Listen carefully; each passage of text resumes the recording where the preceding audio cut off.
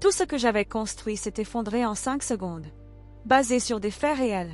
Le vent froid de décembre soufflait dans les rues de Paris tandis que Julien Moreau, devant son miroir, ajustait soigneusement sa cravate. De son luxueux appartement au 23e étage de la Tour First, à La Défense, la vue sur la Tour Eiffel et les Champs-Élysées illuminés était à couper le souffle. Ce soir était le grand soir, la soirée du nouvel an de Prestige Conseil SAS, où sa promotion au poste de directeur général adjoint serait enfin annoncée. « Tu es magnifique, mon chéri, » dit Isabelle, sa femme, en entrant dans la chambre. Ils étaient mariés depuis 15 ans et avaient 2 beaux enfants, Théo, 14 ans, qui préparait les Olympiades de mathématiques, et Camille, 10 ans, qui étudiait la danse classique à l'école de danse de l'Opéra de Paris. Julien sourit. « Merci, ma chérie. Ça me touche. Tu sais, ce soir pourrait changer nos vies. » Isabelle le regarda, perplexe. « Oui, certainement, » dit-elle doucement, avec une nuance que Julien ne parvint pas à saisir. Le grand hôtel du Palais Royal était somptueusement décoré pour cette réception fastueuse. La lumière des lustres en cristal se reflétait sur le parquet de marbre tandis que les 200 employés de la société étaient réunis dans la grande salle de bal. Tous étaient élégamment vêtus, les femmes en robe de soirée, les hommes en smoking ou en costume sombre. « Bonsoir, Monsieur Moreau », salua Étienne Leblanc, le directeur financier. « C'est une grande soirée pour vous, n'est-ce pas ?»« Je l'espère, Étienne », répondit Julien avec un sourire confiant. Il ne remarqua pas les regards étranges que ses collègues échangeaient. Tout au long de la soirée, Julien circula dans la salle, serrant la main des dirigeants et plaisantant avec ses collègues.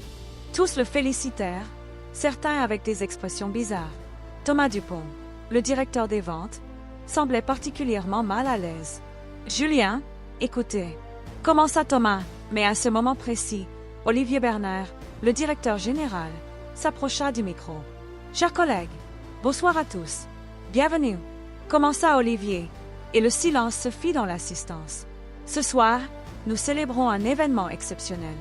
Depuis 12 ans, nous avons la chance d'avoir dans notre entreprise une personne qui a obtenu des résultats extraordinaires. L'an dernier, il a augmenté le chiffre d'affaires de son département de 23%. Il a conquis de nouveaux clients en Allemagne, en Suisse et au Royaume-Uni.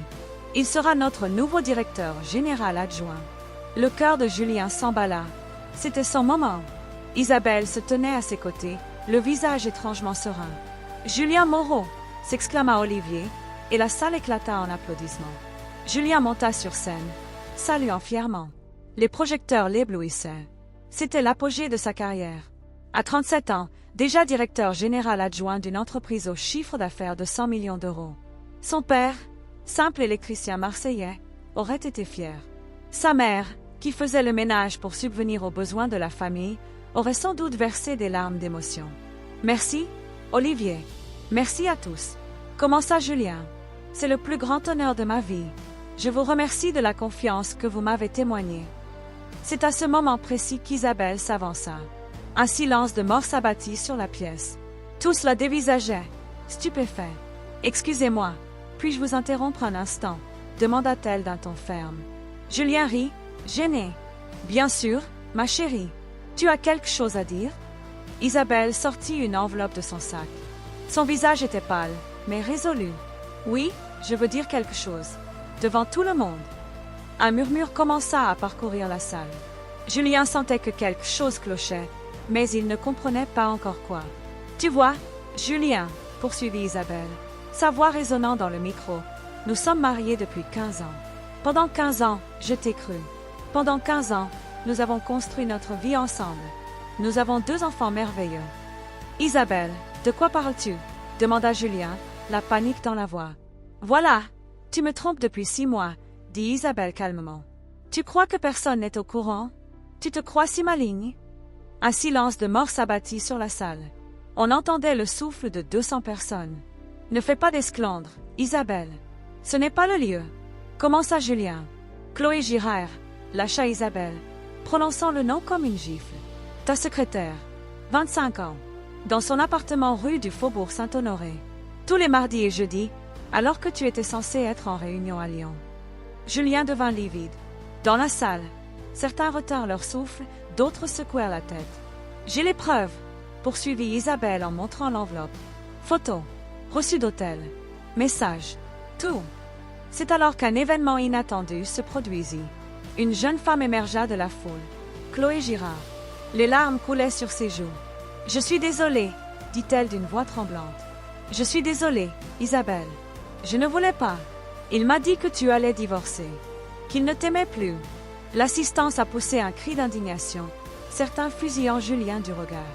Olivier Bernard, le PDG, affichait une expression de choc et de colère. « Julien, est-ce vrai ?» Julien était incapable de parler. Sa bouche était ouverte, mais aucun son ne sortait. Isabelle a poursuivi, mais ce n'est pas tout. Je veux que tout le monde sache toute la vérité.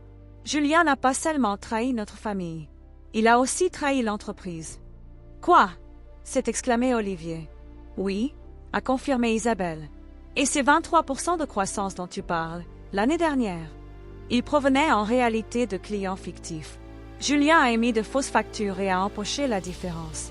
Environ 200 000 euros. Le chaos s'est emparé de la salle. Des gens se sont levés et ont crié. « Tu mens !» a hurlé Julien. « Tu es folle, Isabelle. Ce n'est pas vrai. Vraiment. » Isabelle sortit une autre enveloppe et demanda « Voilà tous les documents. Les factures, les relevés bancaires, les emails. J'ai tout remis à la brigade financière hier. Ils viendront te chercher demain matin. » Julien eut l'impression que le monde tournait autour de lui.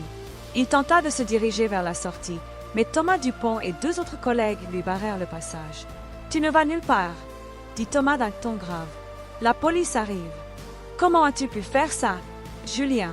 cria Olivier. « Je te faisais confiance. On te faisait tous confiance. » Julien s'effondra. Il s'effondra à genoux sur scène, le visage enfoui dans ses mains. « Pardonne-moi. Pardonne-moi pour tout. Ce n'était pas mon intention. J'ai perdu le contrôle. » Isabelle le regarda. « Tu sais, Julien, quand nous nous sommes mariés, nous étions pauvres. Tu te souviens? À Montreuil, dans ce petit appartement. Nous étions heureux. Mais toi, tu en voulais toujours plus. Ce n'était jamais assez. L'argent, le pouvoir, les jeunes femmes. Ce n'était jamais assez. Isabelle, je t'en supplie. » implora Julien. « Pendant 15 ans, j'ai construit ma vie à tes côtés, » poursuivit Isabelle. « J'ai abandonné ma carrière à la naissance de Théo. J'ai soutenu chacune de tes décisions. Mais toi, tu as tout gâché. Pour une jeune femme. Pour de l'argent. Par vanité. » La police arriva. 2 agents en uniforme entrèrent dans la salle. « Julien Moreau, vous êtes en état d'arrestation pour escroquerie et détournement de fonds. Il a le droit de garder le silence. » Tandis que les policiers menottaient Julien, un silence de plomb s'abattit sur la salle d'audience. Plus personne n'applaudissait. Plus personne ne le félicitait. Tous les regards étaient tournés vers le manager qui, quelques instants auparavant, avait brillé de 1000 feux, le directeur général adjoint, le modèle à suivre emmené menotté. Isabelle le suivit du regard, sans verser une larme. « Tu sais, Julien, » murmura-t-elle, malgré le micro qui portait ses paroles à toute la salle, « si seulement tu m'avais dit la vérité. Si seulement tu avais été honnête, peut-être t'aurais-je pardonné. Mais tu as menti. Encore et encore. Et ça, c'est impardonnable. » 6 mois plus tard, la salle d'audience du tribunal de grande instance de Paris était bondée de journalistes. L'affaire Moreau avait fait la une des journaux. L'histoire de ce cadre devenu escroc était diffusée sur toutes les chaînes d'information. Isabelle était assise à la barre des témoins, à côté de ses enfants. Théo et Camille semblaient avoir grandi, l'innocence que le drame familial leur avait volée avait disparu de leurs yeux. L'accusé, Julien Moreau, est reconnu coupable de fraude fiscale, de détournement de fonds et de faux, déclara le juge. La sentence, 4 ans de prison. Il est également tenu de restituer les fonds détournés. Pendant 5 ans, il lui est interdit d'exercer toute fonction de direction dans quelque entreprise que ce soit. Julien baissa les yeux. En 6 mois, il avait tout perdu. Son travail, sa famille, sa réputation. Le luxueux appartement avait été vendu pour couvrir les frais de justice. Désormais, il vivait seul dans un studio loué à Aubervilliers. Après l'audience, Isabelle s'approcha de lui. « Isabelle, commença Julien. « Je ne suis pas venue te parler, » dit Isabelle d'un ton ferme. « Je suis venue voir ta réaction en apprenant le verdict. Et te dire, je suis divorcée. Les papiers sont officiels. »« Les enfants, » murmura Julien. « Les enfants vont bien. Mieux que lorsque tu étais à la maison à inventer des mensonges, » dit Isabelle. « Peut-être qu'un jour, Dans quelques années, ils te pardonneront. Mais pas aujourd'hui. Pas demain. Julien éclata en sanglots. J'ai tout détruit. Oui, dit Isabelle. Voilà ce que tu as fait. Et maintenant, tu dois en assumer les conséquences. 2 ans plus tard, Chloé, l'ancienne secrétaire, avait refait sa vie à Bordeaux. Elle avait quitté Paris, où tout le monde la connaissait comme cette fille-là. Désormais, elle travaillait dans une petite librairie, simplement et discrètement. Un après-midi de février, un homme entra dans la boutique. Il était maigre, paraissait plus âgé que son âge, et ses cheveux grisonnaient. Chloé mit un instant à le reconnaître, c'était Julien. « Chloé, dit-il doucement. « Va-t'en, dit Chloé d'une voix tremblante. « S'il te plaît, va-t'en. » « Un instant, implora Julien. « Je voulais juste te dire. Je suis désolée. J'ai gâché ta vie, moi aussi. Tu étais jeune, tu me faisais confiance. Et j'ai profité de toi. » Chloé pleurait. « Tu sais ce que mes parents ont dit? Que j'ai déshonoré la famille. Mes amis m'ont tourné le dos. Tout le quartier me connaît comme la maîtresse. Tout ça parce que je croyais en toi. »« Je sais, dit Julien, et je ne pourrai jamais revenir en arrière. Mais je voulais que tu saches, ce n'était pas ta faute. C'était la mienne. Moi, le menteur. Moi. » Chloé baissa les yeux. « Vous savez, Monsieur Moreau, il m'a fallu du temps, mais maintenant je comprends, vous ne m'aimiez pas. Vous n'aimiez pas Isabelle non plus. Vous n'aimiez que vous-même. Votre succès, votre image, votre ego. » Julien hocha lentement la tête. « Vous avez raison. Et maintenant, après avoir tout perdu, je vois enfin ce que j'ai fait. » 2 ans après la fête, Isabelle s'était reconstruite une vie. Elle avait repris son travail de directrice marketing dans une plus petite entreprise. Les enfants réussissaient bien à l'école, Théo avait été admis dans un lycée prestigieux et Camille continuait la danse. Un soir d'hiver, alors qu'elle préparait le dîner, Théo lui demanda « Maman, as-tu vu papa récemment ?» Isabelle s'arrêta. « Non, mon chéri. Pourquoi cette question ?»« Eh bien, je l'ai croisé la semaine dernière à la gare du Nord. Il a changé. Il est plus vieux, plus triste. »« Qu'est-ce qu'il a dit ?» demanda Isabelle. « Il a demandé comment tu allais. Comment allait Camille. Je lui ai dit que tout allait bien. Et puis, il a pleuré. » Elle était là, en train de pleurer. Isabelle garda le silence un long moment. « Tu sais, Théo, ce qui s'est passé a été douloureux. Mais ça m'a appris quelque chose. Que l'intégrité est primordiale. Que les mensonges finissent toujours par être découverts. Et que le succès n'a aucun sens si on se perd en chemin. Lui pardonneras-tu un jour ? Demanda Théo. Peut-être, répondit lentement Isabelle. Un jour. Mais pardonner ne signifie pas retourner vers lui. Cela ne signifie pas oublier. Cela signifie simplement ne pas laisser ma colère dicter ma vie. 5 ans plus tard, Julien passa des mois en cure de désintoxication. Il travailla avec des psychologues, analysa ses erreurs, tenta de comprendre ses motivations. Il travaillait désormais pour une petite entreprise de construction à Montreuil. Il faisait des travaux manuels, des travaux pénibles, et gagnait un salaire modeste. Mais quelque chose avait changé en lui, une sérénité, une honnêteté qu'il n'avait jamais ressentie auparavant. Un matin de novembre, il appela Isabelle. « Isabelle, je sais que tu ne veux pas me parler. Mais, pouvait-il voir les enfants? Juste une fois. À Noël, peut-être ?» Un long silence s'ensuivit. Isabelle dit alors, « Je leur demanderai. S'ils veulent. Très bien. Mais c'est leur décision. » À Noël, Théo et Camille retrouvèrent leur père dans un café près du jardin du Luxembourg. L'atmosphère était d'abord tendue. « Bonjour papa, » dit Théo avec précaution. « Bonjour, » répondit Julien, la voix brisée. « Tu n'imagines pas à quel point je suis heureux de te voir. » Camille resta silencieuse. « Pourquoi as-tu fait ça ?» finit-elle par demander. Julien prit une profonde inspiration. « Parce que j'ai été stupide. Parce que le succès m'a aveuglé. Parce que je pensais que l'argent et le pouvoir me rendraient heureux. Mais je me trompais. Et depuis, je m'efforce chaque jour d'être une meilleure personne. »« Je t'en veux encore, » dit Camille. « Je sais, » répondit Julien. « Et je comprends. Mais j'espère qu'un jour, peut-être que tu ne me détesteras plus autant. » Théo regarda son père. « Je ne te déteste pas, papa. Je suis juste déçu. Tu étais mon modèle. Et tu l'as détruit. »« Je sais, mon fils, » dit Julien. « Et c'est le plus dur. Je n'ai pas seulement détruit ma propre vie. J'ai aussi détruit celles de ceux que j'aimais. 4 ans après la fête aujourd'hui, Julien travaille sur un chantier à Montreuil. Un travail physique, un travail difficile. Il vit dans un petit studio à Aubervilliers. Chaque soir, il appelle son groupe de soutien.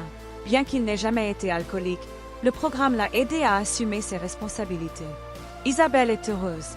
Elle a un nouveau compagnon, un professeur bienveillant qui la respecte et l'apprécie. Les enfants grandissent. Théo se prépare à l'université. Camille rêve de devenir danseuse professionnelle. Julien les voit rarement, quelques fois par an, pendant les vacances. Mais lorsqu'il les voit, il est sincère. Il ne ment pas. Il ne fait pas semblant. Il est simplement un père qui tente de réparer l'irréparable. Un après-midi d'octobre, en rentrant du travail, Julien s'arrête sur les quais de Seine. Il contemple l'eau, les lumières qui se reflètent dans le fleuve. Il se souvient de cette nuit, il y a 8 ans, où il a tout perdu. Et il comprend. Cette nuit-là lui a sauvé la vie. Car avant, il vivait dans le mensonge, dans une coquille vide déguisée en réussite. Et maintenant, même s'il a moins d'argent, même si sa vie est plus simple, il est enfin sincère. Il est enfin lui-même. Peut-être, pense Julien, le pardon n'est-il pas un acte isolé? Ce n'est pas un moment précis. C'est un processus, pas à pas, jour après jour. Et peut-être, qui sait, qu'un jour il sera vraiment pardonné. Mais en attendant, vivre, honnêtement, c'est tout ce qu'il peut faire. Cette histoire nous rappelle une chose importante. Le succès ne vaut rien si l'on se perd en chemin. Les mensonges finissent toujours par être découverts. Et la vraie richesse ne se trouve pas sur votre compte en banque, mais dans les personnes qui vous aiment pour ce que vous êtes vraiment. Si cette histoire vous a touché, laissez un commentaire. Qu'en pensez-vous? Julien mérite-t-il d'être pardonné? Avez-vous déjà vécu une situation similaire? Partagez vos réflexions avec nous. Et n'oubliez pas de vous abonner à la chaîne pour découvrir d'autres histoires vraies et émouvantes qui peuvent changer votre vision de la vie. Le plus grand succès n'est pas ce que l'on accomplit, mais ce que l'on devient quand on perd tout.